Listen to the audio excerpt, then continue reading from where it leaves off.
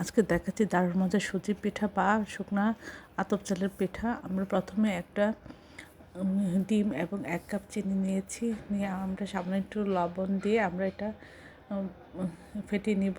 খুব ভালো করে যখন ফেটানো হবে এবং মিশে যাবে, বাবল উঠবে, তখন আমরা বন্ধ করে দেব। আমরা এখানে দিয়ে দিচ্ছি 1 কাপ শুকনা রোদে শুকানো গুঁড়া ঝরঝরা। আপনারা এর পরবর্তী সুজিটাও দিতে পারেন, দিয়ে আধা ঘন্টার মতো রেস্টে রেখে দিয়ে আমরা এভাবে সুন্দর করে শেপে আমরা লম্বা দাগ করে আমরা সুন্দর পিঠা তৈরি করে নেব এবং এটা লো হিটে সুন্দর করে ভেজে নেব। বেশি হিট দিলে উপর থেকে কালার চলে আসবে, ভিতরে কাঁচা থাকবে। আর লো হিটে ভাজলে এটা বাহিরটা শক্ত হবে, ভিতরে সফট থাকবে, খেতে অসাধারণ লাগবে।